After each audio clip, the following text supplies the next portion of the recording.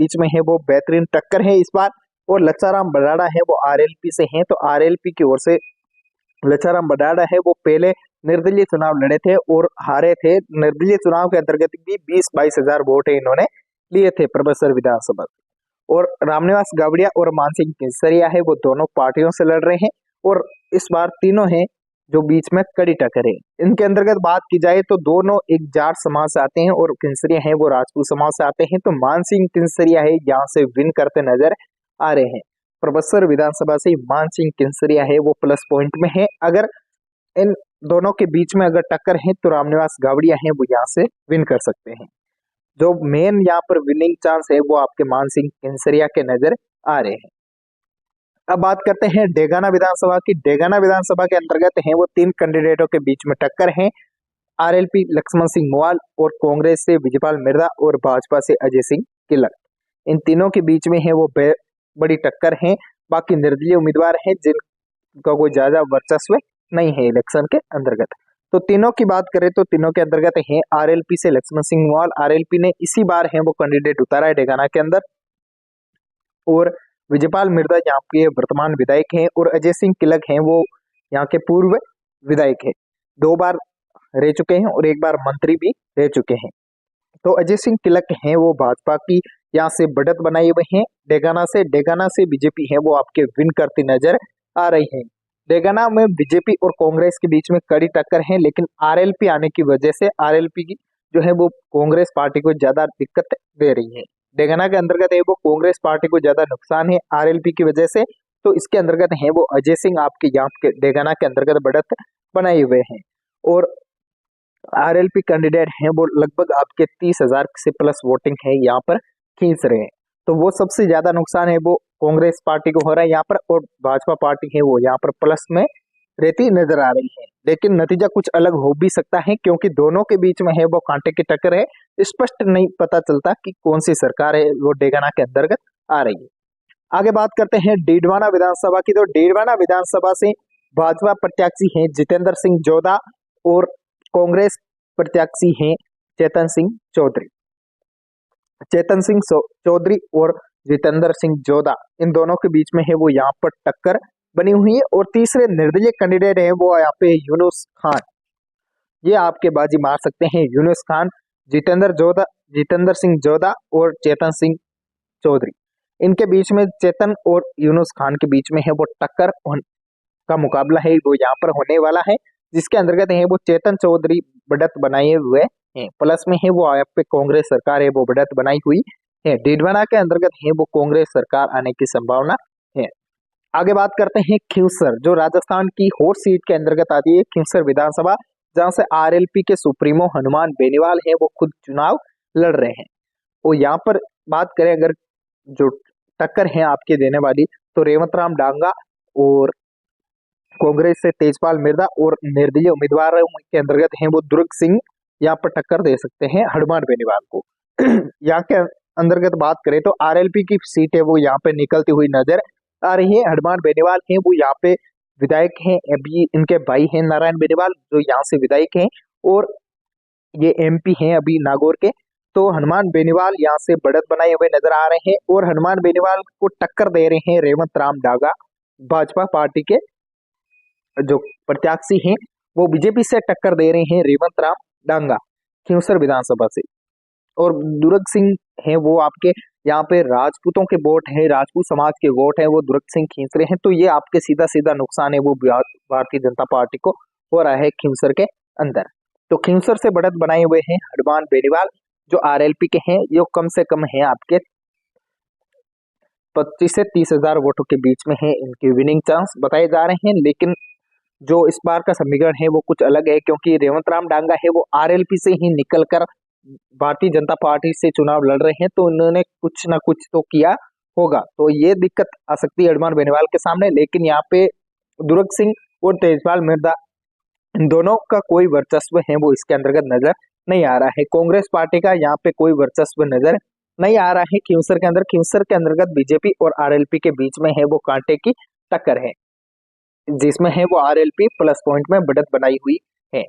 आगे बात करते हैं लाडनू विधानसभा की। तो लाडनू विधानसभा के अंतर्गत है वो कांग्रेस भाजपा के बीच में कड़ी टक्कर है, जिसके अंतर्गत है वो मुकेश भाकर है, वो आपके जीतते नजर आ रही हैं। मुकेश भाकर है वो बहुत प्लस के अंतर्गत चल रहे हैं, लगभग सीट ये कांग्रेस के खाते में जाने की संभावना है। इस आगे बात करते हैं मेड़ता विधानसभा की। मेड़ता विधानसभा के अंतर्गत है वर्तमान विधायक है वो इंदिरा बावरी है, इंदिरा देवी, जो आरएलपी से हैं।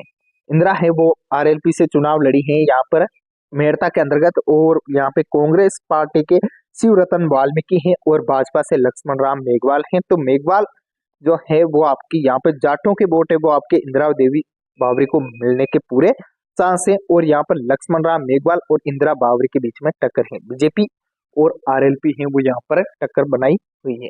दोनों पार्टियां हैं वो यहाँ मेड़ता सिटी के अंतर्गत, मेड़ता विधानसभा के अंतर्गत है, दोनों बढ़त बनाई हुई है। जिसके अंतर्गत बात करें तो आपके आरएलपी है वो प्लस पॉइंट में नजर आ रही है। मेड़ता विधायक जो ये सीट है वापस आपके रिपीट होने की संभावना है आरएलपी की। आगे बात करते हैं जाइल विधानसभा क्षेत्र की। जाइल के अंतर्गत कांग्रेस प्रत्याशी हैं मंजू देवी मेघवाल, जो अभी वर्तमान में विधायक हैं, और आरएलपी के प्रत्याशी हैं भंवरलाल भाटी, बीएल भाटी, और भाजपा प्रत्याशी है डॉक्टर मंजू बागमार। इन तीनों के बीच में है वो कांटे की टक्कर है। मंजू मेघवाल वर्तमान विधायक हैं। इसमें अगर सीधी सीधी बात करें तो यहाँ पर भी आपको बीजेपी और आरएलपी के अंतर्गत है वो टक्कर देखने को मिलेगी। बीजेपी और आरएलपी के बीच में टक्कर देखने को मिलेगी, जिसमें बीएल भाटी और मंजू बागमार है। यहाँ पर जो है आपकी बीजेपी बढ़त बनाई हुई है, मंजू बागमार। बीजेपी की सीट है वो आपके जाइल से आने की संभावना है, प्लस पॉइंट है वो बीजेपी के अंतर्गत जा रहा है।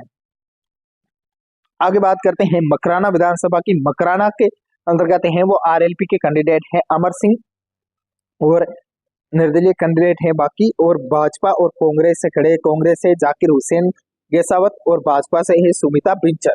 तो इसके अंतर्गत देखा जाए तो यहाँ पे कांग्रेस है वो आपके बढ़त बनाई हुई है। मकराना के अंतर्गत जाकिर हुसैन गेसावत है वो यहाँ पे बढ़त बनाई हुई है।